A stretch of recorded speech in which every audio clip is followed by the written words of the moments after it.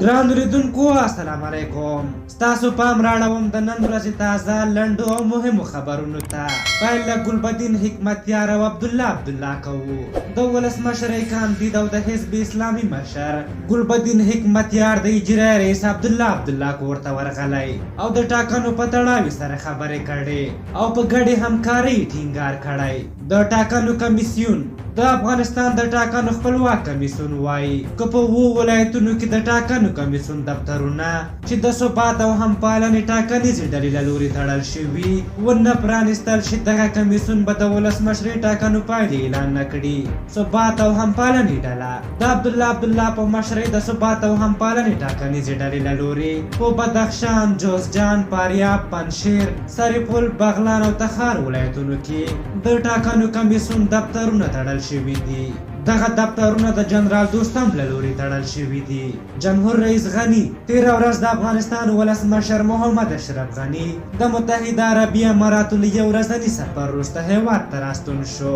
هغه د النهان کورنۍ سره د شیخ سلطان د مړینې له کبله د غم شریکۍ په موخه دغه هېواد ته تللی و. ولسي جرګه وایي حکومت د انکشافي بودیجې په مصرف کې له هېوادوالو سره ستره جفا کړې ده او په میلیارډونو افغانۍ هایپومیل کړي دي. د یادې جرګې مالي کمیسیون وایي یوازې د 1 نوي کوډ له لارې حکومت 2.4 میلیارډ افغانۍ په غیر قانوني توګه مصرف کړي دي. د یاد کمیسیون رئیس محمد اعظم محسني وایي د دوی څېړنې ښیي چې دا پیسې په غیر قانوني توګه په داسې ډول لګول شوي دي چې د مصرف ځای هېڅ معلوم نه دی. چابهار بندر افغان حکومت وایي د چابهار بندر له لارې د ترانزیت زیاتولو لپاره هڅې کوي. په ایران کې افغان سفیر عبدالغفور لیوال وایي دوی له شریکو هېوادونو سره په ګډه کار کوي څو د چابهار بندر له لارې ترانزیت ډېر کړل شي. د ده په خبره افغانستان کولی شي هر کال 1 میلیون ټنه سوداګریز توکي د دې بندر له لارې ترانزیت کړي. یو څو خبرونه د پاکستان او کوزې پښتونخوا څخه راخلو. ISI پښتونخوا کې د پښتنو ځنځیري وژنو کې لاس لري. شمالي وزیرستان کې د وروستیو هدفي وژنو په غبرګون کې یو ځل بیا زرګونو پښتنو لاریون کړی دی او د پاکستان امنیتي او استخباراتي ادارې د خلکو پر وژنه تورنې کړي دي.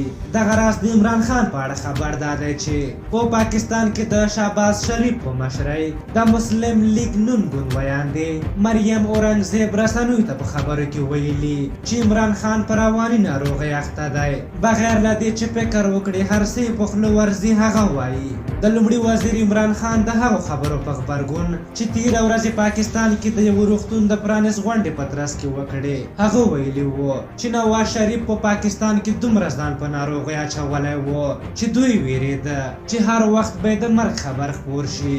عمران خان په مسخره‌يي انداز وویل خو نواز شریف د الوتکې په لیدو او لندن ته په تللو په لومړي ورځ رک روغ شو. مریم ویلي چې اوس پوره ډاډه ده چې عمران خان یو رواني ناروغ دی او نشي کولی د پاکستان د خلکو مشري وکړي. نوموړې زیاته کړې چې د عمران خان د رواني حالت په اړه محکمې تعریضه وړاندې کوي. په هر حال دا و د نن ورځې تازه لنډ او مهم خبرونه.